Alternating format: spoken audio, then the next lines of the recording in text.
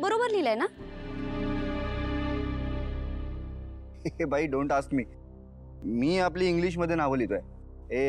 मराठी वेलांटी गोलांटी मी बघतच नाही तिथे. मराठी जमतच नाही मला. मराठी येत नाही यात अभिमानाने सांगण्यासारखं काय? दुसऱ्यांना शिकवण्याआधी ना स्वतःकडे लक्ष दे. पण माझं चुकलंच नाहीये तर काय बरोबर करू?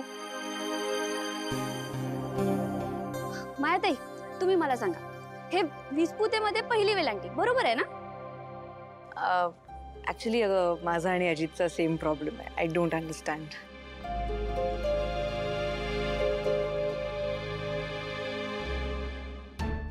नर्मदा आत्या, हे बघा, आता तुम्हीच सांगा, हे आडनाव मी बरोबर लिहिलंय ना? मला आता ह्याच्यात घेऊ नको तू. आणि अथर्वनी सांगितलंय ना, म्हणजे ते बरोबरच असणार. चल लिहिते. ऑफकोर्स अथर्व जे बोलतो ते करेक्टच असतं. दादासाहेब,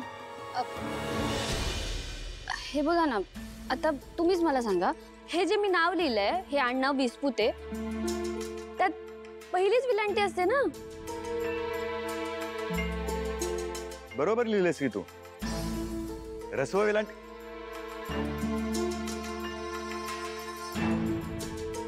पहिली वेलांटीच असते. पाहिलं?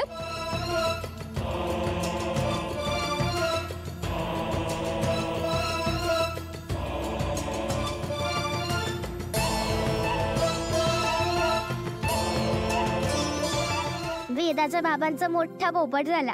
त्यांचं आडनाव ना ज्ञानपाजे पाहिजे होतं. अथर्व चुके. Let's go. वेळ होतोय. बरं माया, फोटो पाठवायला विसरू नकोस. हा, वाट बघते मी. हो. हा. नीट बघून घे मंगळसूत्र. हो हो. आत्या, तुम्ही आधी लिस्ट बघा आणि पुढचं नाव सांगा.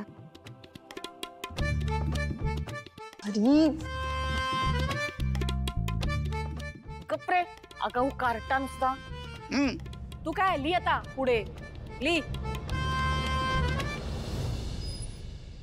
भविष्यवाणी केलीच होते. एक मनुष्य आणि एक आत्मा आपला अडसर ठरणार आहे. ध्यानात घे मंजिरी. मीरा ती मनुष्य आणि अंबिका ती आत्मा आहे. त्यातही मीरा साधारण नाही. तिच्यात काहीतरी विलक्षण गोष्ट आहे. मार्जरी, मला तुझ्या तोंडून मीराचं कौतुक ऐकायचं नाहीये. पण यावरती मला एकच मार्ग दिसतोय. मनुष्याला आणि त्या आत्म्याला एकत्र येण्यापासून थांबवावं लागेल. आणि त्यासाठी अंबिकाच्या आत्म्याला कैद करणं गरजेचं आहे. मंजिरी, आजवर मी सांगितलं आणि तू केलं. आज तू सांगते ते आपण करू. हाच योग्य मार्ग आहे. त्यासाठी तुला पूर्ण राहिलेल्या अंबिकाच्या वर्षश्राद्धाचा विधी पूर्ण करावा लागेल. त्यावेळी तुला अपयश आलं नसतं तर अंबिका मुक्त झालीच नसती. मार्जरी, त्यावेळेला मला अपयश आलं होतं, पण आता तसं होणार नाही.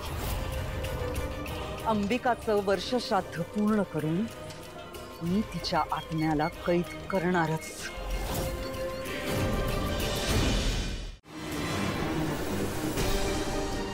राधाताई, हे काय करतेस तू? वेदाचे बाबा आणि मायाताईंचं लग्न होऊ नये म्हणून तू हे सगळं करशील? नाही मीरा, फक्त एकदा माझं ऐकून. काय काय काय ऐकून घेऊ मी तुझं? मायाताईंना सतत दोष देत आलीस, सतत त्यांच्यावरती आरोप करत आलीस, पण मी नेहमी दुर्लक्ष केलं. पण आता तू अति केलंस ग. काय अडचण आहे तुला लग्नाची? का विघ्न आणतेस तू त्यांच्या लग्नात? हे बघ, मला मान्य आहे आता तुला हे सगळं पटणार नाही. पण आजचे दिवस वेदासाठी हे सगळं ऐकून घे. माया जर अथर्वची बायको झाली ना तर वेदाच्या जीवाला धोका असेल तिच्यापासून. बास राधा नाही, खूप झालं आता. हे बघ, तुझे तुझे माझ्यावरती खूप उपकार आहेत, पण या घराने ना मला सांभाळलं. तुझ्या मनात जे वाईट साईड विचार आहेत ना ते मी कधीच पूर्ण होऊ देणार नाही. राधाताई, यापुढे तू मला या घरात भेटायला नाही आलीस ना तर खूप बरं होईल.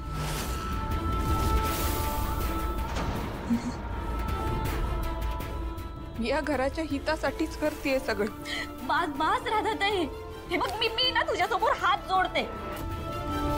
थांबव आता हे सगळं आणि निघून जा इथून. पुन्हा माझ्यासमोर कधीच येऊ नकोस. जा तू.